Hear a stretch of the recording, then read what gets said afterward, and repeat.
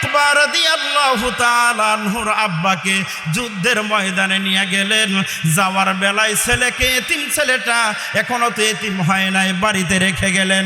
ওই ছেলের আব্বাকে জিহাদের ময়দানে নিয়ে যাওয়ার পরে কাফেরদের সঙ্গে লড়াই করতে করতে ওই ছেলের আব্বা দুনিয়ার থেকে বিদায় হয়ে যায়। আল্লাহর পয়গম্বর সন্ধ্যার আগে আগেই বাড়িতে ফিরে আসলেন। আর ছেলেটা গিয়া রাসূলের কাছে বলেন, ইয়া রাসূলুল্লাহ, আপনি তো আমার আব্বাকে জিহাদের ময়দানে নিয়ে গিয়েছিলেন, কিন্তু আপনি বাড়িতে ফেরত আসলেন, আমার আব্বা যে এখনো আসে নাই।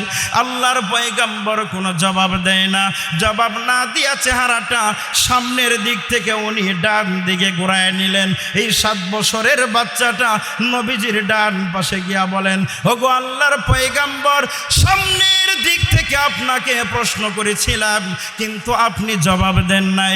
চেহারা মুবারকটা ডান দিকে ঘুরায় দিলেন। আমি এবার ডান দিকে এসে প্রশ্ন করলাম, আমার আব্বাকে আপনি কোথায় রেখে আসছেন? নবীজি জবাব না দিয়া চেহারাটা বাম দিকে ঘুরাইলেন। ছেলেটা আবার বাম দিকে ডাক দিয়া বলে, ওগো আল্লাহর পয়গম্বর, সামনের দিক থেকে আপনাকে প্রশ্ন করেছিলাম, কিন্তু আপনি জবাব না দিয়া ডাইনে ঘুরে গেলেন। আবার ডাইনে প্রশ্ন করলাম, আপনি তো আমার প্রশ্নের জবাব দেন নাই। এবার বাম দিকে আসলাম, তার কারণটা হলো আপনার সঙ্গে আমি বেয়াদবি করার কারণটা হলো, আমি আপনাকে খুলে বলি, আমার মা কিন্তু ঘরে জীবিত নাই। আমার গোসল থেকে নিয়ে সর্ব কাজগুলা আমার আব্বাই আমাকে গোছালোভাবে করিয়ে দেন। আমি আজকে রাত্রিবেলায় কার সাথে ঘুমাবো, কার গলায় জড়িয়ে ধরে ঘুমাবো গো পয়গম্বর? সুতরাং আপনি আমার আব্বার সংবাদ কেন বলেন না?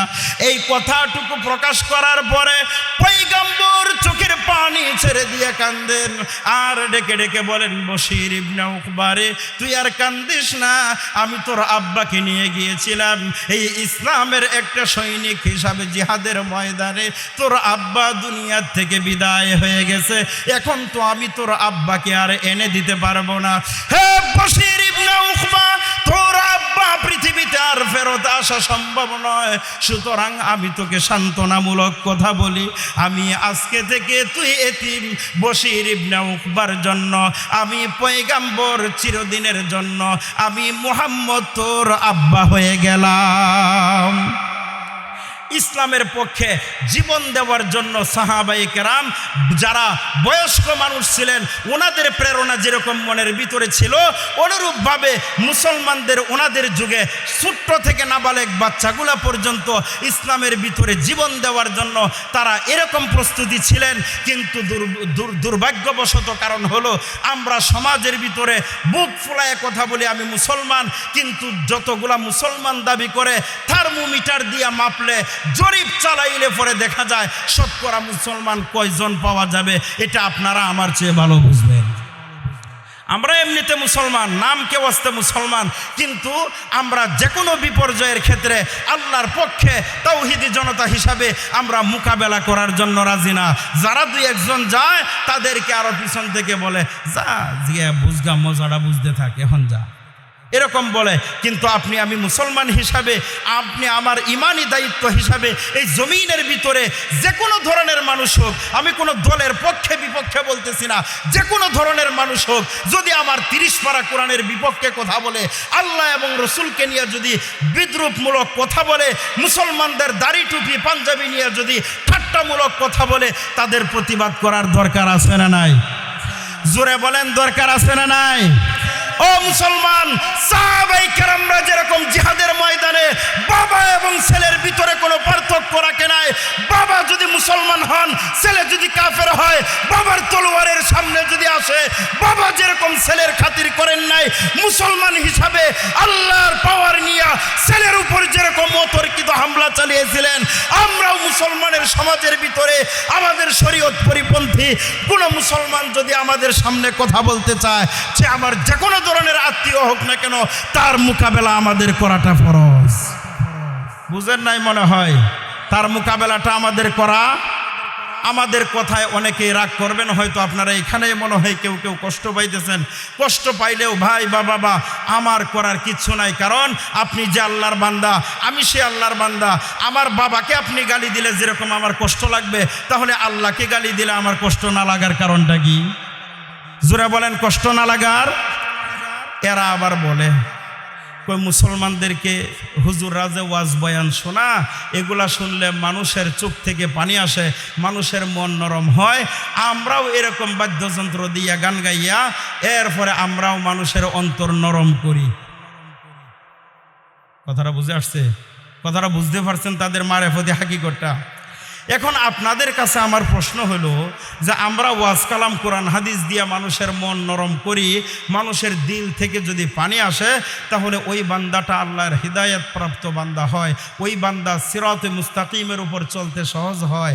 এই জন্য আমরা আপনাদেরকে নিয়ে চিল্লাচিল্লি করি। আর যারা দাবি করে যে আমরাও মানুষদেরকে এই ধরনের গান বাদ্য দিয়ে আমরা মানুষের অন্তর নরম করি, তাদের এই যুক্তিটা কি সঠিক? আপনাদের ধারণা মতো সঠিক? আপনাদের এলাকায় এখনো মানুষের চিরা খায়? আগের যুগে একটা প্রধান খাদ্য ছিল চিরা আর কলা, আছে না এরকম? তো আমার প্রশ্নটা হলো ওই সমস্ত ভাইদের কাছে যারা বলে যে ওয়াজ দিয়েও মন নরম হয়, গান দিয়েও মন নরম হয়, আপনাদের কাছে আমার প্রশ্নটা হলো যে আমরা যখন আগেকার মানুষের চিরা খাইতো, এখনো কিছু মানুষে খায়, চিরা কিন্তু পানি দিয়ে ভিজাইলেও ভিজে, প্রস্রাব দিয়ে ভিজাইলেও। এখন কোনটা খাইবেন? হেডা খাইবেন না গিয়া? না পাক, হেডা কি না পাক, এটা হারাম, এজন্য ওইটা আমরা খাবো না। তাহলে এইটা যদি অন্তরের ভিতরে বুঝ আসে, তাহলে কোরআন হাদিস দিয়া কথা বললে মানুষের অন্তর নরম হয়, আর ওই রকম গান বাদ্য দিয়াও গান গাইলে মানুষের নরম অন্তর নরম হয়, তাহলে ওই নরমে আর এই নরমে ব্যবধান আছে না নাই? আছে। সুতরাং এগুলা মানুষের ভিতরে বিভ্রান্তি ছড়ানো ছাড়া আর কিছু না। এই জন্য আল্লাহ আগের থেকেই বুঝছেন যে ভবিষ্যৎ প্রজন্মে মানুষেরা এগুলা নিয়ে মানুষের ভিতরে দলাদলি ফিতনা ফাসাদ করবে, বিভ্রান্তিমূলক কৃষ্টি কালচার শুরু হবে। এই জন্য আল্লাহ সূরা লুকমানের 6 নম্বর আয়াত দিয়া আল্লাহ এটাকে চিরস্থায়ীভাবে হারাম ঘোষণা করে দিয়েছেন। ইযা জাআ আজালুহুম লা ইয়াস্তাখিরুনা সাআ লা ইয়াস্তাখিরুনা সাআতান ওয়া লা ইয়াস্তাকদিমুন। আল্লাহ বলেন লা ইয়াস্তাখিরুনা সাআতান ওয়া লা ইয়াস্তাকদিমুন।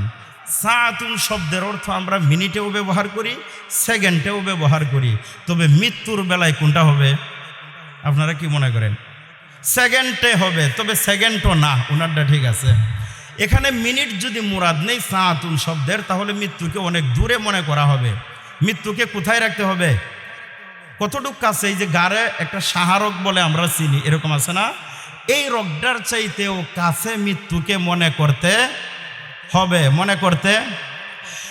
আল্লাহর পয়গম্বর বিশ্বনবী মুহাম্মদুর রাসূলুল্লাহ সাল্লাল্লাহু আলাইহি ওয়াসাল্লাম ওনার মেয়ের জামাতা হযরত আলী রাদিয়াল্লাহু তাআলা আনহুকে বলেছিলেন, আলী রে, আমি বিশ্বনবী তোমার কাছে প্রশ্ন করতে চাই, এই পৃথিবীর যত মাখলুক বলতে যাহা কিছু বোঝায়, সমস্ত মাখলুকের জীবন যেহেতু আছে, মরণ একদিন হবে, সুতরাং মৃত্যুকে তুমি কতটুকু কাছে বা দূরে মনে করো? হযরত আলী ডাক দিয়ে বলেন, ও গো আল্লাহর পয়গম্বর, পৃথিবীতে মাখলুক বলতে যাহা কিছু বোঝায়, সকলের মরণ তো হবেই একদিন না একদিন। তবে আমি মানুষ হিসাবে মনে করি, এই যেই ওয়াক্তের নামাজ পড়ার জন্য আমি ওযু করতেছি, আরেকবার সামনের ওয়াক্তের নামাজের ওযু করতে পারবো কিনা, এটার ভিতরে আমার সন্দেহ রয়েছে। আল্লাহর পয়গম্বর ডাক দিয়া বলেন, আলী, আমি বিশ্ব নবী মনে করেছিলাম যে তুমি মনে হয় বড় চালাক মানুষ, এক ওয়াক্তের নামাজ থেকে আরেক ওয়াক্তের নামাজের সময় কয়েক ঘন্টার ব্যবধান হয়ে যায়, সুতরাং এতটুকু মৃত্যুকে দূরে মনে করলে হয় না। যেই নামাজ পড়তে যাইতেছো, ডান দিকে আখেরি বৈঠকে বসিয়া ডান দিকে যখন আসসালামু আলাইকুম বলিয়া সালাম ফিরাও, ওই নামাজের ভিতরে আবার বাম দিকের সালাম ফিরাইতে পারো কিনা সন্দেহ আছে। তাহলে এবার আপনারা বলবেন, আমরা যখন আখেরি বৈঠক করার পরে ডান দিকে সালামটা ফিরাই, কয়েক ঘন্টা পরে বাম দিকে সালাম ফিরাই? কয়েকদিন পরে? কয়েক মাস? কতক্ষণ? আসসালামু আলাইকুম ওয়া রাহমাতুল্লাহ। আমরা দেশের এখানে একটা মাসালা বলে দেই, আমাদের দেশের কিছু মুসল্লিরা আছে, ইমাম সাহেবের আসসালামুর হামজা উচ্চারণ করার সময় হ্যাঁ পুরা উত্তরে বর্ডারে মাথা নিয়ে জায়গা আসেনি এরকম? ইমাম সাহেব আসসালা কইতে হ্যাঁ মাথা এমনভাবে ঘুরাইছে মনে করেন ইন্ডিয়ার বর্ডারে উত্তরে তার মাথা গেছে গা। হবে? হুজুর আছেন, কিন্তু মাসালাটা আমি বলতাম না, কথার প্রসঙ্গে আসছে দিকে বলে দিলাম। আরেকবার ইমাম সাহেব ফিরানোর আগেই সে মাথা ঘুরাই দেয়, এইটা হবে না। হবে কেমনে? ইমাম সাহেব যখন বলবেন আসসালামু আলাইকুম, মুক্তাদিরাও বলবেন আসসালামু আলাইকুম, বলার পরে এটা সোজা থাকবে। ওয়াও বলার সময় গার ঘুরবে। কোন সময়? আসসালামু আলাইকুম ওয়া রাহমাতুল্লাহ, ওয়াওয়ের সময় গার ঘুরবো। আবার মাথা সোজা করবেন, পশ্চিম দিকে রাখবেন, রাখার পরে আবার সোজা রাইখা বলবেন আসসালামু আলাইকুম, আবার ওয়াও বলার সময় ঘুরাবেন। মনে থাকবো? কতদিন পর্যন্ত?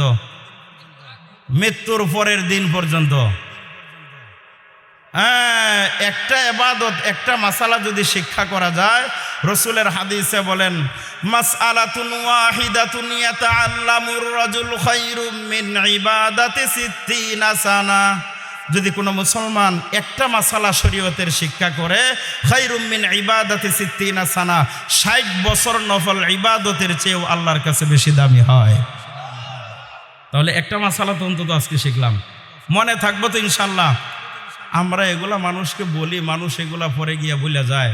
কত বলা বলি যে করি, তবে বলনেওয়ালা শুননেওয়ালা উভয় সব থেকে বঞ্চিত না, সব ঠিকই পাবে। তবে এগুলা মনে রাখার চেষ্টা করবেন। আসলেন ওয়াজে, আবার গেলেন গা, যাওয়ার সময় একটা বিড়ালের লেজ কিনা লয়ে গেলেন, এটা রাস্তা দিয়ে ঘুরাইতে ঘুরাইতে পরে হুজুরদেরকে নাম্বার দিলেন কোন হুজুরে কেমন ওয়াজ করলো, পরে আর ওয়াজ মনে থাকে না। কথাটা মিথ্যা বললাম মনে হয়? এটা কথাগুলো মনে রাখার চেষ্টা করবেন। এবার মূল আলোচনায় চলেন। আমি আপনাদের সম্মুখে যে আয়াতে কারিমা তেলাওয়াত করেছি, এটা হলো কোরআন শরীফ কত পারা বলছিলেন আপনারা?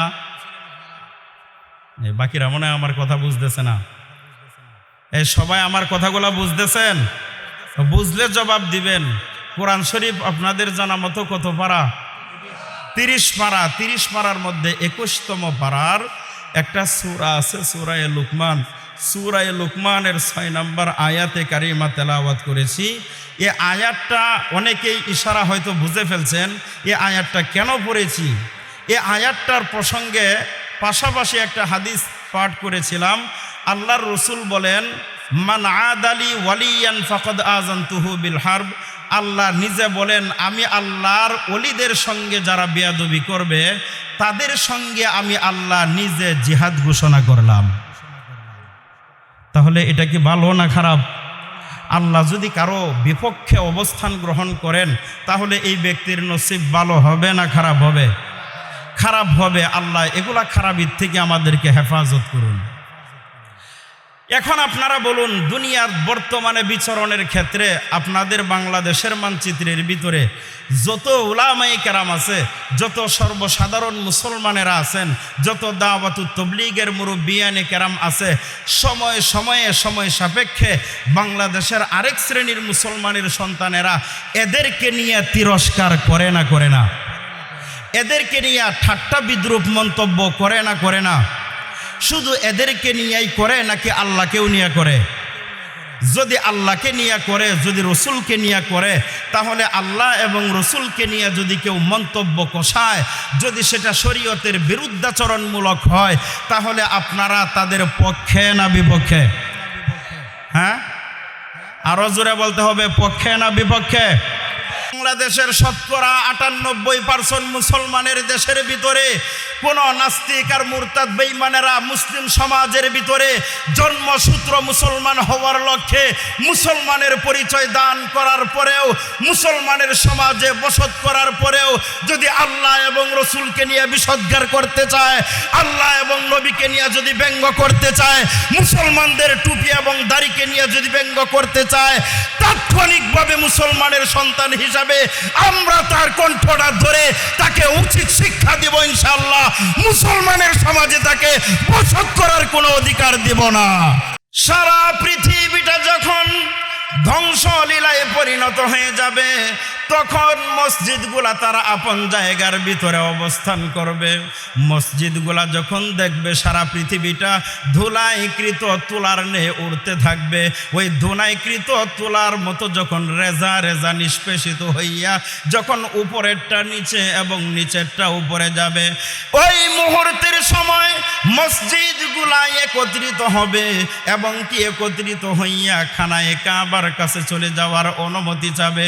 যে অবস্থানটা তৈরি হয়, আমাদের এলাকার ছেলেরা যখন বিপদের সম্মুখীন হয়, একটা স্কুলের ছেলে যখন বিপদে পড়ে যায়, আরেক এলাকার ছেলে যখন ধাওয়া করে, ওই ছেলেটা আত্মা এবং প্রাণে বাঁচতে গিয়া সর্বপ্রথম উঠে একটা দৌড় মারে তার বাড়ির দিকে দৌড় দেয় কার কাছে যাওয়ার জন্য?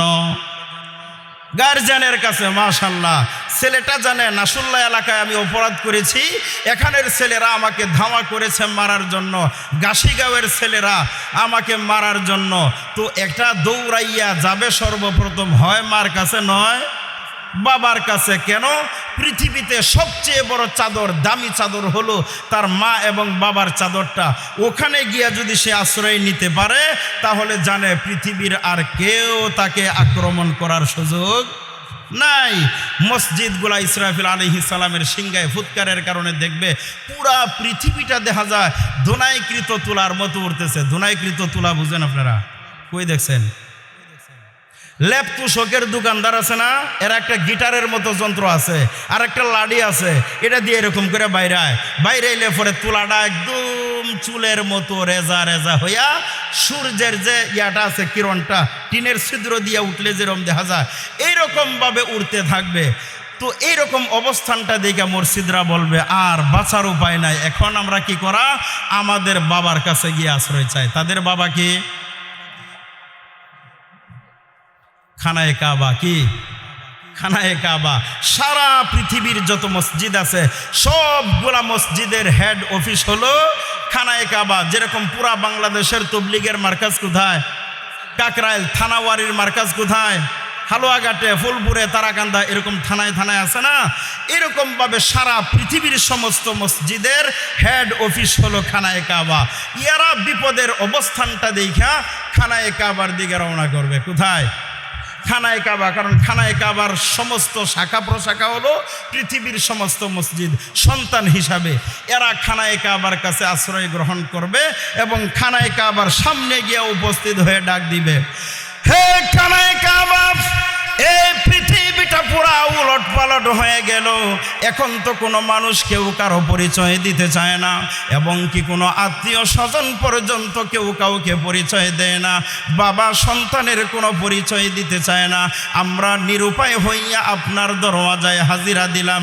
তার কারণ হলো আপনার উপর সর্বপ্রথম বাইতুল্লাহর ছাদের উপর রহমত নাজিল হয়। এখান থেকে সারা পৃথিবীর সব মসজিদের ছাদের উপর রহমত বিতরণ করা হয়। খানায়ে কাবা ডাক দিয়া বলবে, পৃথিবীর মসজিদগুলো আসো, উপস্থিত হয়ে যাও। মসজিদেরা তখন খানায়ে কাবার সামনে যাবে, গিয়া বলবে, এই মুহূর্তে আমি আল্লাহর দরবারেও আবেদন জানাবো, আল্লাহ যেন তোমাদেরকে সহ আমি খানায়ে কাবা জান্নাতে যাওয়ার অনুমতি দান করে দেন। ঠিক ওই মুহূর্তের ভিতরে খানায়ে কাবা তখন আবেদন করবেন, আল্লাহ আমার সন্তানগুলাকে নিয়ে আমি এই মুহূর্তে আপনার তরি জান্নাতের দিকে রওনা করতে চাই। তখন মসজিদগুলা ডাক দিয়ে বলবে, হে খানায়ে কাবা, আপনি আমাদের সর্দার, আমাদেরকে আপনি বাঁচাইতে নিয়ে যাবেন, আমাদেরকে আপনি নিয়ে যাবেন, ভালো কথা। তবে আমাদের পক্ষ থেকে একটা দাবি হলো, এই পৃথিবীর জমিনে যেই মুসলমানের সন্তানগুলা মসজিদের দিকে নামাজ পড়তো, দিনে 5 বার আনাগোনা করতো, যেই শীতের কালীন ঠান্ডা পানি দিয়া ওযু বানাইয়া মুসল্লিগুলা মসজিদের ভিতরে প্রবেশ করত, আজকে তাদের অবস্থাটাও কিন্তু ভালো নয়। সুতরাং আমরা চাই তাদেরকেও সঙ্গে নিয়ে আমরা যেন আল্লাহর তরি জান্নাতের ভিতরে ঢুকতে পারি। এই আবেদনটা আপনি আল্লাহর কাছে মঞ্জুর করায় দেন। খানায়ে কাবা ডাক দিয়া বলবে, হ্যাঁ আমি আবেদন করতে পারি, মঞ্জুর করা না করা আল্লাহর ব্যাপার। তখন খানায়ে কাবা আবেদন করবে, আবেদন করার পরে তখন আল্লাহ অনুমতি দান করে দিবেন, সারা পৃথিবীর মসজিদের মুসল্লিদেরকে তোমরা তাড়াতাড়ি তাদেরকে চিহ্নিত করে দাও। এবার মসজিদগুলা ওই এলাকার মুসল্লিদেরকে চিহ্নিত করে তাদেরকে উপস্থিত করার জন্য ডাক দিয়া বলবে, ও দুনিয়ার মানুষেরা, ওই কাছারি মসজিদে যারা নামাজ আদায় করতা, তোমরাও আজকে আমাদের পিছনে সিরিয়াল লাগাও। মসজিদগুলার সামনে দিয়া পিছনে ডাইনে বামে মুসল্লির যখন হুরুস্তুল পড়ে যাবে, এবার মুসল্লিদেরকে নিয়ে মসজিদগুলা খানায় কাবা সামনের দিকে হাঁটতে থাকবে, আর সঙ্গে সঙ্গে মসজিদ এবং মুসল্লিরাও হেঁটে হেঁটে আল্লাহর তরি জান্নাতের ভিতরে প্রবেশ করে যাবে। এই মসজিদে যারা নামাজ পড়ে, এই মসজিদে যারা নামাজ পড়ে, এই নামাজকে নিয়ে বাংলাদেশের এক শ্রেণীর মানুষ গত 2 সপ্তাহ আগে দেখলাম একটা ভিডিওর ভিতরে বিবৃতি দিতেছে, যারা মুসল্লিরা নামাজ পড়ে মসজিদে নামাজ পড়ে কপালটাকে কালো বানায়, কিছু মুসল্লিদের কপালে কালো দাগ পরে দেখছেন আপনারা? যারা মুসল্লিরা নামাজ পড়তে পড়তে কপালে একটা কর পরে দাগ পড়ে যায়, কালো হয়ে যায়, এদের কপালটা আর বলদের পাছাটা একই রকম দেখা যায়।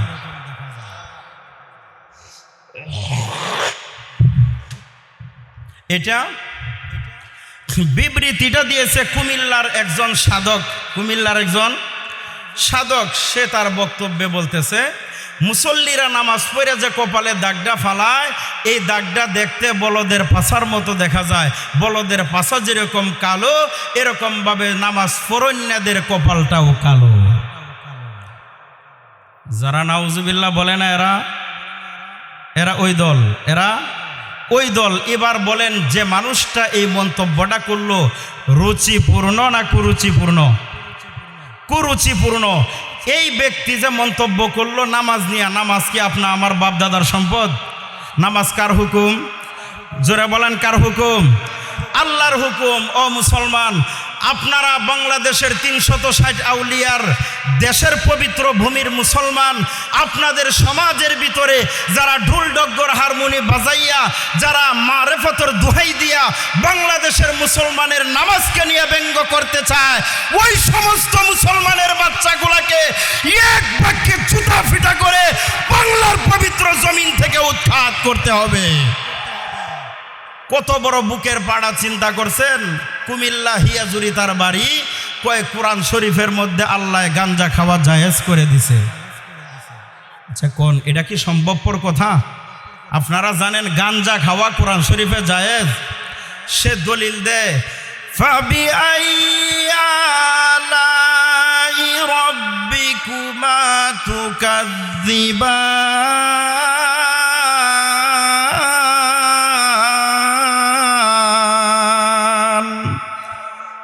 ফাবি আইয়া আলা ইরব্বিকুমা তুকাজ্জিবান বলিয়া যে আল্লাহ বলছেন, তোমরা কোন নিয়ামতের অস্বীকার করবা? সুতরাং গাঞ্জার গাছ আমরা লাগাইছি না, গাছ এটাও তো আল্লাহর জমিনে আল্লাহ বাছাইয়া রোপণ করছে, তাহলে আল্লাহর নিয়ামতের আমরা অস্বীকার কেন করব? সরকারিভাবে যেহেতু 2.2 গ্রাম খাওয়া বৈধ, সুতরাং আল্লাহর নিয়ামতের যেহেতু আল্লাহ অস্বীকার করতে নিষেধ করেছেন, তাহলে আল্লাহর দেওয়া গাঞ্জা খাইলে দোষটা কি? চিন্তা করছেন কারবার? দলিল দেখছেন কারবার? এই ব্যক্তি এখনো মুসলমান আছে? জোরে বলেন, মুসলমান আছে?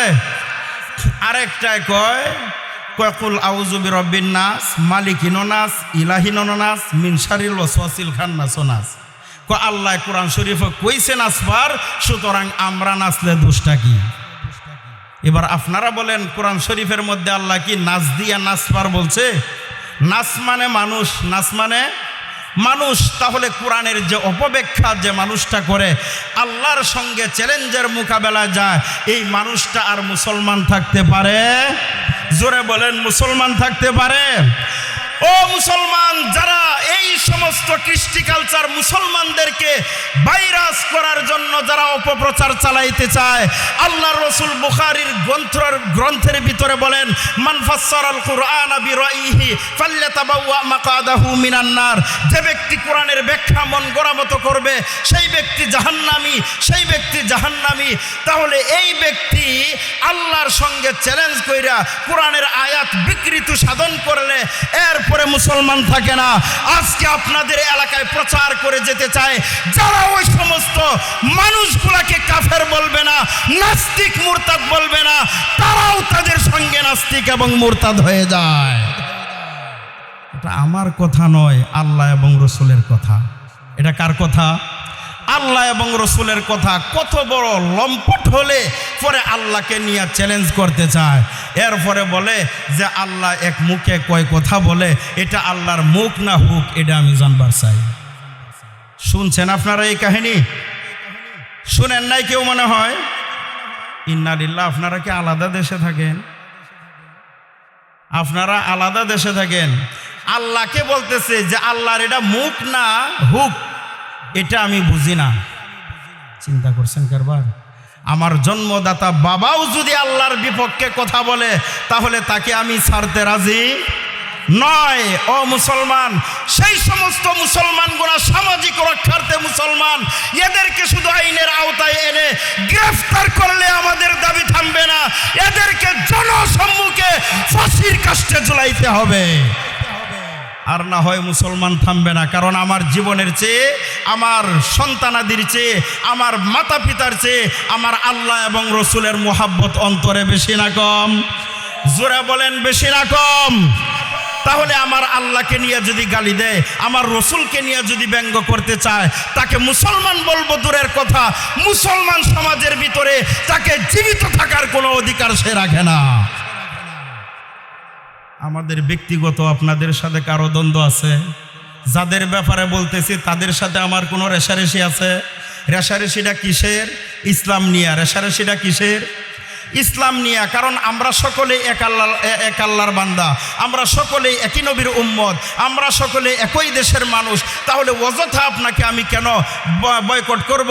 অযথা আপনার সাথে আমি কেন রাগারাগি করব? করব না। হ্যাঁ, তবে যদি আমার ইসলামকে নিয়ে যদি কেউ সিনিমিনি খেলতে চায়, আমার আল্লাহকে নিয়ে যদি কেউ কটূক্তি করতে চায়, আমার নবীকে নিয়ে যদি কেউ ব্যঙ্গ করতে চায়, আমার 30 পারা কোরআনকে নিয়ে যদি কেউ আঙ্গুল ঘুরাইতে চায়, তাহলে ওই ব্যক্তির ব্যাপারে আমার মন্তব্য, ওই ব্যক্তির ব্যাপারে আমার আদালতের কাছে মামলা, ওই ব্যক্তির কাছে আমার মোকাবেলার রাস্তা খুলবে, ওই ব্যক্তির সঙ্গে আমার সামাজিকতা সমস্ত কিছু বয়কট করে চলাটা আমার ইমানি দায়িত্ব হয়ে দাঁড়ায়। তাছাড়া নয়। আপনাদের সাথে কারো আমার ঝগড়া নাই, দ্বন্দ্ব নাই। আপনি আমার মুসলমান ভাই, আমি আপনার মুসলমান সন্তান, আপনার সাথে আমার একটা উলফত মোহাব্বত তৈরি আছে, আপনার সঙ্গে আমার কোনো হিংসা বিদ্বেষ কিছু নাই। একমাত্র থাকবে কোথায়? যখন আপনি আমার আল্লাহকে নিয়ে গালি দিবেন, যখন আপনি আমার ইসলামকে নিয়ে কটূক্তি করবেন, যারা তবলিগে যায় তাদেরকে নিয়ে ব্যঙ্গ করবেন। দেখা আছে সারা জীবন কি করছে, এখন একবারে হাজি সাহেব হয়ে গেছে। দেখা আছে সারা জীবন মানুষের আইল কাটছে, এখন একবারে পুরা আমি রয়ে গেছে। এগুলা যখন আপনি করবেন, তখন হলো আপনার সাথে আমার কথা। আর না হয় আমরা কেউ কারোর সাথে কোনো দ্বন্দ্ব নাই। এই সমস্ত লোকদের ব্যাপারে সূরা লুকমানের 6 নম্বর আয়াত নাজিল করে আল্লাহ বলেন, ওয়ামিনান নাসি মান ইয়াশতারি লাহওয়াল হাদিসি লিয়ুদিল্লা আন সাবিলিল্লাহি বিগাইরি ইলমিন ওয়া ইয়াত্তাখিযাহা হুজুয়া। আল্লাহ এই আয়াত নাজিল কেন করলেন, এদের বিরুদ্ধে আমরা কেন বলি, শুধু এই পয়েন্টটা শুনেন, এরপরে আপনাদেরকে ছাড়িয়ে দেব যেহেতু কষ্ট হইতেছে। আল্লাহর পয়গম্বর যখন মক্কায় কোরআন শরীফ তেলাওয়াত করেন, তখন মক্কার কাফেরদের ভিতরে যারা বড় বড় লিডার ছিল, উতবা, সাইবা, রবিয়া, আবু জাহেল, এরা সকলেই দেখলো যে নবীজি যেই কোরআন তেলাওয়াত করেন, এই কোরআন শোনার জন্য কাফেরও যায়, মুসলমানও যায়, এবং যারা নেতা টাইপের আছে এরাও গিয়ে কোরআনের তেলাওয়াত শুনে। এখন উতবা, রবিয়া, সাইবা, আবু জাহেল এরা চিন্তা করলো যে মুহাম্মদের এই কোরআনের তেলাওয়াত থেকে মানুষকে ফিরাইতে হবে। মানুষকে কি করতে হবে? ফিরাইতে হবে। তখন তারা চিন্তা করলো এই কোরআন থেকে মানুষকে ফিরানোর একটা ঘোষণা দেওয়া হোক। ঘোষণা দিয়ে দিল সমাজের ভিতরে, আজকের পর থেকে তোমরা কেউ মুহাম্মদের তেলাওয়াত শুনতে পারবে না। যারা কোরআনের তেলাওয়াত বন্ধ করতে চায় এরা কি আসলে মুসলমান? মুসলমান নয়। মুহাম্মদ সাল্লাল্লাহু আলাইহি ওয়াসাল্লামের তেলাওয়াত তোমরা শুনতে যেও না। তখন সর্বসাধারণ সকলের কাছে ঘোষণা করার পরে এবার এই 4 জন বড় বড় লিডার এরা রাত্রিবেলায় গিয়া নবীজির কোরআন তেলাওয়াত শুনে। চিন্তা করছেন কারবা? এরা দেশের ভিতরে কারফু জারি করে দিল, ৪৪ ধারা জারি করলো, কেউ তেলাওয়াত শুনতে যাইও না। কিন্তু গোপনে তাদের যে মন মানে না, এই জন্য তারা গোপনে ঘরের চার কোনায় গিয়া তারা তেলাওয়াত শুনে। তারা যখন তেলাওয়াত শুনে, সর্বসাধারণ কেউ যায় না। তেলাওয়াত শুনতে শুনতে ফজরের টাইম যখন হয়ে যায়, রসুল তেলাওয়াত বন্ধ করলেন। তখন একজন আরেকজনের সাথে দেখা, কয় ব্যাপার কি, কালকের মিটিংয়ে কি প্রস্তাব ছিল আর আজকে বাস্তবে কি হইল? আবু জাহেল কয়, আমি তো বড় লিডার ভাবছিলাম, তোরা কেউ আসবে না, আমি একলা গোপনে একটু শুনে যাই গিয়া। এখন দেখি তোরা আয়ে গেলে, আচ্ছা আমি না ওয়াদা খেলাপ করলাম, তোরা কি জন্য আসলি? এটা কয়, আমিও তো এই পথের আসামি। যা, এই সিদ্ধান্ত আর এইভাবে রাখা যাবে না, এলাকার কেউ যেহেতু আসবে না, আর আমরা যে গোপনে গোপনে তেলাওয়াত শুনতে আসি, যদি এটা এলাকায় মানুষ জানে, তাহলে তো আর আমাদেরকে নেতা মানবে? জোরে বলেন, মানবে? রসুলের সাথে যদি কাফেরের মিল থাকে, তাহলে এলাকার মানুষ এটা সহ্য করবে? করবে না। দেখেন একটা ঘটনা বলি। আল্লাহর পয়গম্বরের কাছে একজন মানুষ বিচার নালিশ করে দায়ের করে, ওগো আল্লাহর পয়গম্বর, আপনার প্রতিবেশী চাচা আবু জাহেল আজকে বহুদিন হয়ে যায়, সে আমার কাছ থেকে কিছু টাকা নিয়েছে, এখন তো টাকাটা আর দেয় না, তারিখ দিতে দিতে বছর কয়েকটা পার হয়ে গেল, এখনো পর্যন্ত সে টাকা দেয় না, এখন কি করা? আল্লাহর পয়গম্বর বলে, না সব আমি পয়গম্বর তার বাড়িতে গিয়ে হাজির হব, এবং আমার চাচা যে অবস্থায় থাকুক না কেন, আজকের ভিতরেই তাকে টাকা আপনাকে ওয়াপস করতে হবে। আল্লাহর পয়গম্বর যখন আবু জাহেলের ঘরের চৌকাঠের মধ্যে বাড়ির পিছনের দরজায় গিয়ে হাত এইভাবে রাখলেন, রাখার সঙ্গে সঙ্গে আবু জাহেলের পুরা বাড়িটাই ভূমিকম্পের মতো লড়ে যায়। আবু জাহেল ওই সময় ভাত খায়, ভাত খাইতেছে, হঠাৎ করে ভূমিকম্পের মতো বাড়িটা পুরা উঠান বাইরে সহ লইরা গেছে। আবু জাহেল বলে, ব্যাপার কি, এরকম তো কোনোদিন হয় না, আজকে হঠাৎ করে এরকম ভূমিকম্প হয়ে গেল যে? নবীজি ডাক দিলেন, চাচা বাড়িতে আছেন? কই যে আসি। আসি তো এইদিকে আসেন। ছুটি হাত নিয়ে নবীজির সামনে ছুটি হাত নিয়ে আসা হাজির, কারণ এখন আর কোনো পালানোর ধোঁকাবাজির কোনো সুযোগ নাই। ছুটি হাত নিয়ে আসছে। রসুল বলেন, খাইতেছিলেন? হ্যাঁ খাইতেছিলাম। এই যে এই ব্যক্তিকে চিনেন? চিনি। এই ব্যক্তি আপনার কাছে কিছু পায়? হ্যাঁ কিছু টাকা পায়। তাহলে এখন এই ব্যক্তির টাকা দেন না কেন, এতদিন ঘুরান কেন? আবু জাহেল ছুটি হাত নিয়ে রসুলকে বলতেছে, ভাতিজা আমি হাত ধুইতেও যাইব না, এই মুহূর্তে আমি এই ব্যক্তির পাওনা টাকা আদায় করে দিতেছি। ওই যে তাদের দলের যে আরো জাতি ভাই আছে না, এরা দূর থেকে কয়, দেহি আজগা বসের ব্যবহারটা মুহাম্মদের সাথে কেমন হয়, সারা জীবন তো খালি মুহাম্মদের বিরুদ্ধাচরণই করলো, দেখি আজকে কি হয়। ওরা দূর থেকে দেখে যে ছুটি হাত নিয়ে মুহাম্মদের সামনে টাকা পৌঁছাইয়া দিতে সে বাধ্য হয়ে গেল। টাকা যখন ফেরত পেয়ে গেল, পাওনাদার চলে গেল, রসুলও তার বাড়িতে চলে গেলেন। এবার তার জাতি ভাই যেগুলো আছে এগুলো আসছে, আয়সা কয়ে, বুঝছি ব্যাপারটা, আমরার সাথে তুমি মুহাম্মদের বদনাম বলো আর তার বিরুদ্ধাচরণ করো, কিন্তু সামনে আসলে দেখছি একেবারে সিলিন্ডার করে বিলায়ের মতো মিলায় যাও, ব্যাপার কি? না, তার সাথে কোনো মিল আছে, খাতির আছে, আজ থেকে আর তোমার নেতা মানতে রাজি না। এই সময় আবু জাহেল বলে যে, আসলেই যে তোমরা যা বুঝতেছো এটা ভুল বুঝতেছো। কি ভুল বুঝতেছি? দেখলাম তো হাতটা দেওয়ার সময় পাও নাই, একেবারে ছুটি হাত নিয়ে সাথে সাথে পাওনা টাকা দিতে বাধ্য হয়ে গেলা, বোঝা গেছে তোমরা চাচা ভাতিজায় মিল আছে। আবু জাহেল কয়, আসলে ঘটনা এরকম নয়, মিল নয়। আমাকে যখন আমার ভাতিজা এসা বাড়িতে হাত রাখছে, তখনই আমার পুরা বাড়িটা ভূমিকম্পের মতো লড়ে গেছে। আর যখন সে আমার সামনে দাঁড়াইয়া যখন টাকা দেওয়ার কথা জিজ্ঞাসা করলো, তখন আমার ভাতিজার দিকে আমি তাকাইয়া দেখছি, ভাতিজার মাথার উপর কপালটার দিকে একটা বড় সাপ দেখা যায়। সাপের নিচের ঠোঁটটা হলো মুহাম্মদের পায়ের নিচে, উপরের ঠোঁটটা হলো মুহাম্মদের মাথার উপরে। এই দুইটা ঠোঁট এরকম হা কইরা আমাকে ডাকতেছে, আবু জাহেল এই মুহূর্তে টাকা দিবে না একবারে গিলতাম? এই সময় তোরা থাকলে কি অবস্থাটা হইতো? আমি তো কুলাইয়া উঠতে পারছি, আর তোরা থাকলে ওই সময় প্রস্রাব পায়খানা করে শেষ করে দিতে। তা আবু জাহেল কয় যে আমি ভাতিজার পায়ের দিকে তার ঠোঁটটা দেখলাম, আর উপর দিকে যে একটা ঠোঁট দেখলাম, এই দুইটার মাঝখানে বিশাল বড় একটা গর্তের মতো দেখা যায়। আমি আবু জাহেল কেন, এরকম কয়েকটা আবু জাহেল সে গিলে ফেলতে পারবে। কিন্তু আমাকে যখন বলে যে টাকা দিবে না চুষান দিতাম, টাকা দিবে না গিলে ফেলতাম, তখন কি আর আমি ঠিক আছি? তখন সুতি হাতে টাকা দিতে বাধ্য হয়ে গেলাম। চিন্তা করছেন কারবার? তো এই জন্য আমাদের কথাটা আগের আলোচনা কোথায় ছিল দেখি, কে বলতে পারবেন?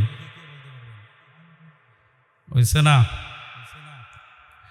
মুহাম্মদ সাল্লাল্লাহু আলাইহি ওয়াসাল্লাম আমাদের জন্য যে শরীয়ত নিয়ে আসছেন, এই শরীয়তের শিক্ষাটার ব্যাপারে যখন কোনো মানুষ বিষোদ্গার করতে চাবে, তখন আমরা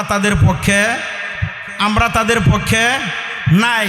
যদি না থাকি তাহলে আমরা নিরেট পিওর খালেস মুসলমান হিসাবে আমাদের সমাজে আমরা ইবাদত করতে চাই, আমাদেরকে তারা খুসাইয়া আমাদেরকে চেতনা করে তুলে, আমাদেরকে জাগ্রত করে তুলে।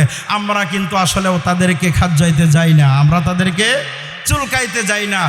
এখন এই সমস্ত মানুষগুলা যারা এরকম আল্লাহকে নিয়ে টিটকারি করে, রসুলকে নিয়ে টিটকারি করে, দাওয়াতুত তাবলীগ নিয়ে টিটকারি করে, এই সমস্ত মানুষগুলা আবার চ্যালেঞ্জ ছাড়ছে, কয় যে আল্লাহর পক্ষ থেকে কোরআন হাদিসের ভিতরে গান বাজনা এটাকে হারাম করা আছে, এরকম কোনো প্রমাণ আপনারা দেখাইতে পারবেন কিনা? আপনাদের জানা মতো কি গান বাজনা এটা সওয়াবের কাজ না গুনার কাজ? জোরে বলেন, সওয়াবের কাজ না গুনার কাজ? গুনার কাজ। তাহলে এটাতে আপনারা আর কোনোদিন যাবেন? যারা করে তাদের পক্ষপাতিত্ব করবেন? যারা এটা নিয়ে দৌড়াদৌড়ি করে এদের সহযোগিতায় যাবেন? যাবেন না, কারণ এটা আপনারা বুঝেন গুনার কাজ। আমাদের আলোচনা ছিল যে এই উতবা, সাইবা, রবিয়া, আবু জাহেল এরা মুহাম্মদের বিরুদ্ধে একটা অপপ্রচার ছড়ানোর জন্য মুসল্লিদেরকে না করে দিল কোরআন তেলাওয়াত শুনতে যাইও না, আর আমরা রাত্রিবেলায় গোপনে যাই। কারণ কাফের হইলেও কোরআনের একটা অ্যাকশন আছে, কাফের হইলেও কোরআনের কি আছে? অ্যাকশন আছে। এটা মনে মানাইতে পারে না, এরা রাত্রিবেলায় যায়। রাত্রিবেলায় যাইয়া যখন এরকম দেখাদেখি হয়ে গেল সামনাসামনি, সব বড় বড় আসামি ধরা পড়ে গেল। এবার পরের দিন ঘোষণা করলো যে জনগণকে আমরা নিষেধ করি তেলাওয়াত শোনার জন্য, আর আমরাই যে রাত্রিবেলায় যাই, এটা তো এলাকায় প্রকাশ হইলে আমাদেরকে আর নেতা মানবে না। তাহলে কি করা যায়? জনগণদেরকে ফিরাইয়া মুহাম্মদের কোরআনের বিরুদ্ধে বিপরীতে আরেকটা জিনিস আমরা তৈরি করি, যেটা নিয়ে মানুষ মত্ত থাকবে, কোরআনের কাছে আর মানুষ যাবে না। এবার বুঝেন, যারা কোরআনের বিপক্ষে বলে যে এগুলা দিয়ে আমরা কি করি, মানুষকে আকর্ষণ করে দিনের পথে আনি, এদের দলিল হলো এটা। রসুলের কাছে কোরআন তেলাওয়াত শুনলে মানুষের কলব নরম হয়, রসুলের চেহারা দেখলে মানুষের অন্তর নরম হয়। তারা এটার বিরুদ্ধে একটা অপপ্রচার সিস্টেম চালু করতে চায়। সেটা হলো এমন একটা পুঁথি পাঠের ব্যবস্থা করে দেয় যেটা মানুষ সারাদিন শুনবে আর কোরআন শুনতে যাবে না। পুঁথি পাঠ আপনারা শুনছেন এলাকায়? আগের যুগের মুরব্বীরা বলতে পারবেন পুঁথি পাঠ হইতো না। এই পুঁথি পাঠগুলা সত্য না মিথ্যা? আপনাদের যুগেই তো ভালো ছিল, আমরা তো আর এগুলা দেখছি না এতটা। এই পুঁথি পাঠগুলা যেরকম বলে, গাঙ্গের ফারো ঘুরা দেখা এই ডারে কয়ে গাবিন গাই, এই দেশের মানুষের আন্দাজ নাই রে, এই দেশের মানুষের আন্দাজ নাই, এরকম বলতো না আগে। লাখে লাখে সৈন্য মরে কাতারে কাতার, গনিয়া বাসিয়া দেখি 2,500 সৈন্য মূল্য, লাখে লাখে গনিয়া বাচ্চা দেখে কত হাজার? 2,500। তাহলে কথায় সত্য না মিথ্যা? সূরা বলেন, সত্য না মিথ্যা? গুড়ার উপর উইঠা মর্দ পায়েতে চলিল, কিছুক্ষণ গিয়া মর্দ রওয়ানা করিল। কথা সত্য না মিথ্যা? গুড়ার উপর উইঠা মর্দ পায়েতে চলিল, গুড়ার উপর উইঠা পরে বেড়ায় ফাউ দিয়ে হাঁটছে, তাতে তারে তো ঘুরাই লয়ে গেছে। মোটর সাইকেলের উপরে উঠে বেড়া পায়েতে চলিল, এই কথাটা সত্য। মোটর সাইকেলে উঠছে মানে মোটর সাইকেলেই তারে নিয়ে গেছে। কিছুক্ষণ গিয়া মর্দ রওয়ানা করিল। রওয়ানা কি কিছুক্ষণ গিয়া হয় না যেখান থেকে শুরু হয় এখান থেকেই হয়? তাহলে এই জিনিসগুলা পুরাই মিথ্যা। এই 4 বড় লিডারে কি করলো, তারা একটা পরামর্শ করলো যে আমরা একটা পুঁথিপাঠের ব্যবস্থা করি, তাহলে আর মানুষেরা কোরআন শুনতে যাবে না। মনে রাখবেন, এরপরে তারা সিদ্ধান্ত নিল, মক্কার ভিতরে একটা বড় ব্যবসায়ী আছে নজর ইবনে হারেস। নজর ইবনে হারেস ব্যবসার খাতিরে বিভিন্ন দেশে যাতায়াত করে। নজর ইবনে হারেসকে তারা বলল, আপনি যেহেতু বাহির দেশে সফর করেন, আপনি আমাদেরকে কোনো দেশে যদি পুঁথিপাঠের আড্ডা শুনেন তো পুঁথিপাঠের বইগুলা নিয়ে আসবেন, এবং পুঁথি যারা পাঠ করেন, এই যে নায়িকাগুলা গায়িকাগুলা আছে, এদেরকেও আপনি খরিদ করে আমাদের আরবে নিয়ে আসবেন, টাকা যা লাগে আমরা দিব। এবার বুঝতেছেন, যারা এই গানের পক্ষে, বাদ্যযন্ত্রের পক্ষে, এরা কি আসলে কোরআনের পক্ষে না বিপক্ষে? জাতিগত বিপক্ষে। এরা কোরআনের বিপক্ষতা কইরাই কিন্তু গানের ব্যবস্থাটা আনতেছে। নজর ইবনে হারেস ব্যবসা করার জন্য বাহির দেশে যায়, যাইয়া খুঁজে যে কোথাও গিয়ে গানের আসর পাওয়া যায় কিনা, কোথাও মহিলারা নাচছে নাচছে এগুলা গায় কিনা, এগুলা তালাশ করতে করতে বহুদিন পরে সে পায়ে গেল একটা মহিলা ওখানে পুঁথিপাঠ গাইতেছে, এরকম জারি গাইতেছে। এই মহিলাকে সহ নজর ইবনে হারেস পুঁথিপাঠের বই সহ সে মক্কাতে কিনে নিয়ে আসলো। আইনা এদেরকে বলতেছে, এই যে তোমাদের আশা পূর্ণ হয়ে গেল, এবার নিয়ে আসলাম। তখন এরা এই পুঁথিপাঠের জন্য নজর ইবনে হারেস যে মেয়েটা কিনে নিয়ে আসছে, ওই মেয়েটাকে দিয়া এ পুঁথিপাঠ করায়, মানুষ যেন আর কোরআনের দ্বারে কাছে না যায়। ওই দিন এ আয়াত আল্লাহ নাজিল করে বলেন, ওয়ামিনান নাসি মান ইয়াশতারি লাহুয়াল হাদিস লিয়ুদিল্লা আন সাবিলিল্লাহ বিগাইরি ইলমিন ওয়া ইয়াত্তাখিযাহা হুজুয়া। আল্লাহ ওই দিন আয়াত নাজিল করে বলেন, আমার কোরআনের বিপক্ষে, আমার নবীর বিপক্ষে যারা অবস্থান গ্রহণ করে, আজকে থেকে নিয়ে কিয়ামতের দিন সকাল পর্যন্ত আমি আল্লাহ লাহওয়াল হাদিস দিয়া সমস্ত ধরনের বাদ্যযন্ত্র এবং কি গানগুলোকে আমি চিরস্থায়ীভাবে হারামের মোহর মেরে দিলাম। লাহওয়াল হাদিস দ্বারা শুধু বাউলা গান নয়, যত প্রকারের যাত্রা আছে, গান আছে, সবগুলাকে আমি আল্লাহ লাহওয়াল হাদিস দিয়া চিরস্থায়ীভাবে হারাম ঘোষণা করে দিলাম। এখন তারা আমাদেরকে ডাকে, কয় যে গান যে আল্লাহ হারাম করেছেন, এরকম যদি থাকে তাহলে আপনারা আসেন, আমাদেরকে বোঝান, আমরা এটা আর জীবনে করব না। আমি আপনাদের কাছে বিনয়ের সাথে বলতে চাই, পুরা বাংলাদেশের ভিতরে যত এই ধরনের আউল ফাউল বাউলরা আছে, আপনাদের এলাকায় যদি তাদের সাথে কাহারও যোগাযোগ থাকে, আমি আপনাদের দেশের সন্তান হিসাবে আমি আপনাদের কাছে প্রস্তাব রাখা গেলাম। তারা যেহেতু বিনয়ের সাথে বলছে, আমরা আলহামদুলিল্লাহ গ্রহণ করতে রাজি। যদি গান বাদ্য এগুলা যদি আমরা কোরআন হাদিসের দলিল ভিত্তিক আলোচনা সাপেক্ষে যদি আমরা হারাম করতে পারি, তারা বলছে আর জীবনে করবে না। আলহামদুলিল্লাহ, তোমাদেরকে সাধুবাদ জানাই, আমরা তোমাদের চ্যালেঞ্জ গ্রহণ করলাম।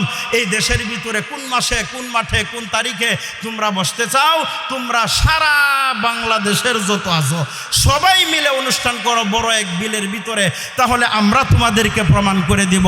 আল্লাহর কসম করে বলি, যদি হারাম সাব্যস্ত না করতে পারি, তাহলে এই টুপি খুলে বাবরি রাইখা তোমাদের দলের শরীক হয়ে যাব। আর যদি আমরা তোমাদেরকে যদি বুঝাইয়া হারাম প্রমাণ করতে পারি, তাহলে তোমরা যেহেতু ছেড়ে দিবা বলছো, আলহামদুলিল্লাহ, শুকরিয়া, তোমাদের সাথে আমাদের কোনো দ্বন্দ্ব নাই, কোনো ঝগড়া নাই, ফাসাদ নাই। তোমরা আসো, তারিখ ঠিক করো, আমরা প্রস্তুত আছি ইনশাআল্লাহ। কথাটা বুঝাইতে পারছি? জোরে বলেন, বুঝাইতে পারছি? শুধু আল্লাহকে নিয়া, রসুলকে নিয়া এই ধরনের মন্তব্য করলে এটা তো মুসলমানে কোনোদিন সহ্য করা সম্ভব নয়। জোরে বলেন সম্ভব? মুসলমান জোরে বলেন সম্ভব হবে? আল্লাহর রসুলের গায়ে এক টুকরা পরিমাণ আঘাত লাগুক সম্মানের দিক দিয়া, এটা আপনারা বরদাস্ত করবেন? জোরে বলেন, বরদাস্ত করবেন? আল্লাহর পয়গম্বরের একজন সাহাবী, বছরের নাবালেগ বাচ্চা, হযরতে বশীর ইবনে উকবা রাদিয়াল্লাহু তাআলা আনহু, ওনার আম্মা মারা গেছেন আগে, বাবা পৃথিবীতে বেঁচে আছেন। ওই ছেলেটা রাত্রি বেলায় তার বাবার গলায় জড়ায় ধরে ঘুমায়। বাচ্চার খাবার দাবার, গোসলের ব্যবস্থা সহ তার আব্বায় তাকে প্রতিদিন গুছাইয়া দেয়। আল্লাহর পয়গম্বর ওই বশীর ইবনে উকবা রাদিয়াল্লাহু তাআলা আনহুর আব্বাকে যুদ্ধের ময়দানে নিয়ে গেলেন।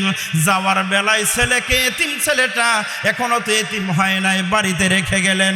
ওই ছেলের আব্বাকে জিহাদের ময়দানে নিয়ে যাওয়ার পরে কাফেরদের সঙ্গে লড়াই করতে করতে ওই ছেলের আব্বা দুনিয়ার থেকে বিদায় হয়ে যায়। আল্লাহর পয়গম্বর সন্ধ্যার আগেই বাড়িতে ফিরে আসলেন। আর ছেলেটা গিয়া রসুলের কাছে বলেন, ইয়া রাসূলুল্লাহ, রাসূলুল্লাহ, আপনি তো আমার আব্বাকে জিহাদের ময়দানে নিয়ে গিয়েছিলেন, কিন্তু আপনি বাড়িতে ফেরত আসলেন, আমার আব্বা যে এখনো আসে নাই। আল্লাহর পয়গম্বর কোনো জবাব দেয় না। জবাব না দিয়া চেহারাটা সামনের দিক থেকে উনি ডান দিকে ঘুরায় নিলেন। এই 7 বছরের বাচ্চাটা নবীজির ডান পাশে গিয়া বলেন, ওগো আল্লাহর পয়গম্বর, সামনের দিক থেকে আপনাকে প্রশ্ন করেছিলাম, কিন্তু আপনি জবাব দেন নাই। চেহারা মুবারকটা ডান দিকে ঘুরায় দিলেন। আমি এবার ডান দিকে এসে প্রশ্ন করলাম, আমার আব্বাকে আপনি কোথায় রেখে আসছেন? নবীজি জবাব না দিয়া চেহারাটা বাম দিকে ঘুরাইলেন। ছেলেটা আবার বাম দিকে ডাক দিয়া বলে, ওগো আল্লাহর পয়গম্বর, সামনের দিক থেকে আপনাকে প্রশ্ন করেছিলাম, কিন্তু আপনি জবাব না দিয়া ডাইনে ঘুরে গেলেন। আবার ডাইনে প্রশ্ন করলাম, আপনি তো আমার প্রশ্নের জবাব দেন নাই। এবার বাম দিকে আসলাম, তার কারণটা হলো আপনার সঙ্গে আমি বেয়াদবি করার কারণটা হলো, আমি আপনাকে খুলে বলি, আমার মা কিন্তু ঘরে জীবিত নাই। আমার গোসল থেকে নিয়ে সর্বকাজগুলা আমার আব্বাই আমাকে গোছালোভাবে করিয়ে দেন। আমি আজকে রাত্রিবেলায় কার সাথে ঘুমাবো, কার গলায় জড়িয়ে ধরে ঘুমাবো গো পয়গম্বর? সুতরাং আপনি আমার আব্বার সংবাদ কেন বলেন না? এই কথাটুকু প্রকাশ করার পরে পয়গম্বর চোখের পানি ছেড়ে দিয়ে কান্দেন, আর ডেকে ডেকে বলেন, বশির ইবনে উকবারে, তুই আর কান্দিস না। আমি তোর আব্বাকে নিয়ে গিয়েছিলাম এই ইসলামের একটা সৈনিক হিসাবে জিহাদের ময়দানে। তোর আব্বা দুনিয়ার থেকে বিদায় হয়ে গেছে, এখন তো আমি তোর আব্বাকে আর এনে দিতে পারবো না। হে বশির ইবনে উকবা, তোর আব্বা পৃথিবীতে আর ফেরত আসা সম্ভব নয়। সুতরাং আমি তোকে সান্ত্বনামূলক কথা বলি, আমি আজকে থেকে তুই এতিম। বশির ইবনে উকবার জন্য আমি পয়গম্বর, চিরদিনের জন্য আমি মুহাম্মদ তোর আব্বা হয়ে গেলাম। ইসলামের পক্ষে জীবন দেওয়ার জন্য সাহাবায়ে কেরাম যারা বয়স্ক মানুষ ছিলেন, ওনাদের প্রেরণা যেরকম মনের ভিতরে ছিল, অনুরূপভাবে মুসলমানদের ওনাদের যুগে ছোট্ট থেকে নাবালেগ বাচ্চাগুলা পর্যন্ত ইসলামের ভিতরে জীবন দেওয়ার জন্য তারা এরকম প্রস্তুতি ছিলেন। কিন্তু দুর্ভাগ্যবশত কারণ হলো, আমরা সমাজের ভিতরে বুক ফুলায় কথা বলি আমি মুসলমান, কিন্তু যতগুলা মুসলমান দাবি করে থার্মোমিটার দিয়া মাপলে, জরিপ চালাইলে পরে দেখা যায় শতকরা মুসলমান কয়জন পাওয়া যাবে। এটা আপনারা আমার চেয়ে ভালো বুঝবেন। আমরা এমনিতে মুসলমান, নাম কেউ আসতে মুসলমান, কিন্তু আমরা যে কোনো বিপর্যয়ের ক্ষেত্রে আল্লাহর পক্ষে তাওহীদি জনতা হিসাবে আমরা মোকাবেলা করার জন্য রাজি না। যারা 2-1 যায় তাদেরকে আরো পিছন থেকে বলে, যা জিয়া বুঝগা, মজাটা বুঝতে থাকে, এখন যা, এরকম বলে। কিন্তু আপনি, আমি মুসলমান হিসাবে, আপনি আমার ইমানি দায়িত্ব হিসাবে এই জমিনের ভিতরে যে কোনো ধরনের মানুষ হোক, আমি কোনো দলের পক্ষে বিপক্ষে বলতেছি না, যে কোনো ধরনের মানুষ হোক, যদি আমার 30 পারা কোরআনের বিপক্ষে কথা বলে, আল্লাহ এবং রসুলকে নিয়ে যদি বিদ্রুপমূলক কথা বলে, মুসলমানদের দাড়ি টুপি পাঞ্জাবি নিয়ে যদি ঠাট্টামূলক কথা বলে, তাদের প্রতিবাদ করার দরকার আছে না নাই? জোরে বলেন, দরকার আছে না নাই? ও মুসলমান, সাহাবায়ে কেরামরা যেরকম জিহাদের ময়দানে বাবা এবং ছেলের ভিতরে কোনো পার্থক্য রাখে নাই। বাবা যদি মুসলমান হন, ছেলে যদি কাফের হয়, বাবার তলোয়ারের সামনে যদি আসে, বাবা যেরকম ছেলের খাতির করেন নাই, মুসলমান হিসাবে আল্লাহর পাওয়ার নিয়ে ছেলের উপর যেরকম অতর্কিত হামলা চালিয়েছিলেন, আমরাও মুসলমানের সমাজের ভিতরে আমাদের শরীয়ত পরিপন্থী কোনো মুসলমান যদি আমাদের সামনে কথা বলতে চায়, সে আমার যে কোনো ধরনের আত্মীয় হোক না কেন, তার মোকাবেলা আমাদের করাটা ফরজ। বুঝেন নাই মনে হয়? তার মোকাবেলাটা আমাদের করা। আমাদের কথায় অনেকেই রাগ করবেন, হয়তো আপনারা এখানে মনে হয় কেউ কেউ কষ্ট পাইতেছেন। কষ্ট পাইলেও ভাই বা বাবা, আমার করার কিচ্ছু নাই, কারণ আপনি যে আল্লাহর বান্দা, আমি সে আল্লাহর বান্দা। আমার বাবাকে আপনি গালি দিলে যেরকম আমার কষ্ট লাগবে, তাহলে আল্লাহকে গালি দিলে আমার কষ্ট না লাগার কারণটা কি? জোরে বলেন, কষ্ট না লাগার।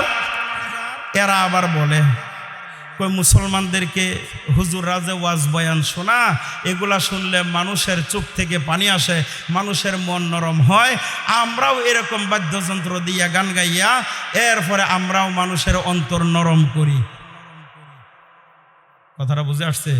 কথাটা বুঝতে পারছেন? তাদের মারেফতি হাকিকতটা এখন আপনাদের কাছে আমার প্রশ্ন হলো যে আমরা ওয়াজ কালাম কোরআন হাদিস দিয়া মানুষের মন নরম করি, মানুষের দিল থেকে যদি পানি আসে, তাহলে ওই বান্দাটা আল্লাহর হিদায়াত প্রাপ্ত বান্দা হয়, ওই বান্দা সিরাতে মুস্তাকিমের উপর চলতে সহজ হয়। এই জন্য আমরা আপনাদেরকে নিয়ে চিল্লাচিল্লি করি। আর যারা দাবি করে যে আমরাও মানুষদেরকে এই ধরনের গান বাদ্য দিয়ে আমরা মানুষের অন্তর নরম করি, তাদের এই যুক্তিটা কি সঠিক? আপনাদের ধারণা মতো সঠিক? আপনাদের এলাকায় এখনো মানুষের চিরা খায়। আগের যুগে একটা প্রধান খাদ্য ছিল চিরা আর কলা, আছে না এরকম? তো আমার প্রশ্নটা হলো ওই সমস্ত ভাইদের কাছে যারা বলে যে ওয়াজ দিয়াও মন নরম হয়, গান দিয়াও মন নরম হয়, আপনাদের কাছে আমার প্রশ্নটা হলো যে আমরা যখন আগেকার মানুষের চিরা খাইতো, এখনো কিছু মানুষে খায় চিরা, কিন্তু পানি দিয়ে ভিজাইলেও ভিজে, প্রস্রাব দিয়ে ভিজাইলেও। এখন কোনটা খাইবেন? হেডা খাইবেন না গিয়া? না পাক, হেডা কি না পাক, এটা হারাম, এজন্য ওইটা আমরা খাবো না। তাহলে এইটা যদি অন্তরের ভিতরে বুঝ আসে, তাহলে কোরআন হাদিস দিয়া কথা বললে মানুষের অন্তর নরম হয়। আর ওই রকম গান বাদ্য দিয়াও গান গাইলে মানুষের নরম অন্তর নরম হয়। তাহলে ওই নরমে আর এই নরমে ব্যবধান আছে না নাই? আছে। সুতরাং এগুলা মানুষের ভিতরে বিভ্রান্তি ছড়ানো ছাড়া আর কিছু না। এই জন্য আল্লাহ আগের থেকেই বুঝছেন যে ভবিষ্যৎ প্রজন্মে মানুষেরা এগুলা নিয়ে মানুষের ভিতরে দলাদলি ফিতনা ফাসাদ করবে, বিভ্রান্তিমূলক কৃষ্টি কালচার শুরু হবে। এই জন্য আল্লাহ সূরা লুকমানের 6 নম্বর আয়াত দিয়া আল্লাহ এটাকে চিরস্থায়ীভাবে হারাম ঘোষণা করে দিয়েছেন। মনে থাকবে সকলের? জোরে বলেন, মনে থাকবে ইনশাআল্লাহ। আল্লাহ সবাইকে তৌফিক দান করুন, সবাই বলি আমিন। আপনাদের মোটামুটি অনেক কষ্ট হয়ে যাইতেছে, হয়তোবা মুখ লাজে বলতেছেন না, কিন্তু এই কষ্টটা আসলে আপনাদের হইতো না যদি শুরু লগ্ন থেকে নিয়ে আরেকটু যদি গোছালোভাবে আপনাদের উপস্থিতিটা এবং পরিচালনাটা ঠিক হয়ে যেত। যেমন মাঝখানে আসছেন নেতাগণ, ওনাদেরকে না দিলেও হয় না। এরপরে আপনাদের মাঝখানে আরও বিভিন্নজন কথা বলেছেন, এই জন্য আপনাদের এই আলোচনাগুলো একটা ছত্রভঙ্গ অবস্থায় হয়ে গেছে। তো রাত্র প্রায় পৌনে একটাই বাজে গেছে। এখন আপনাদেরকে আর কষ্ট না দেওয়াটাই ভালো, ঠিক আছে না? তাহলে ভবিষ্যতে যদি আপনাদের সাথে কোনো দিন দেখা হয়, ইনশাআল্লাহ ধারাবাহিকতার সঙ্গে আলোচনা করব এবং শুনবো ইনশাআল্লাহ। তবে মনে মনে হয়তো এটাই বলতেছেন যে হুজুর আপনি কোন দিকে আলোচনা নিয়ে যাইতেছেন, আমরাও তো কিছু বুঝি, আর ভবিষ্যতে আর দাওয়াত পাইবেন না। দাওয়াত না পাইলেও তো আর করার কিছু নাই। এখন কথা হলো, সত্য কথাগুলো তো আপনাদেরকে বুঝাইতে হবে না? জোরে বলেন, বুঝাইতে হবে না? আপনারা এগুলা শুনবেন কার কাছ থেকে, বুঝবেন কার কাছ থেকে? এই জন্য আল্লাহ রাসূল সাল্লাল্লাহু আলাইহি ওয়াসাল্লাম একটা হাদিসের মধ্যে বলেন, তারাকতু ফীকুম আমরাইনি লান তাদিল্লু মা তামাসসাকতুম বিহিমা কিতাবাল্লাহি ওয়া সুন্নাতা নাবিয়্যি। রসুল বলে গেছেন, আমি যে দুনিয়ার থেকে বিদায় হয়ে যাব, তোমাদের কাছে 2টা জিনিসের আমানত রেখে যাব। 1 নম্বরে হলো কিতাবুল্লাহ, 2 নম্বরে হলো সুন্নতে রসুল।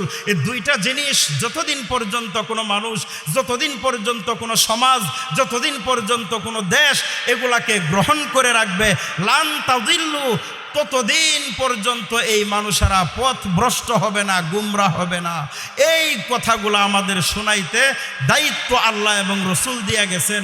এই দায়িত্বের খাতিরে আপনাদেরকে এই কঠিন কঠিন কথাগুলা আমরা বলতে হয়। যদি না বলি তাহলে ঠেকা থাকবো কার কাছে?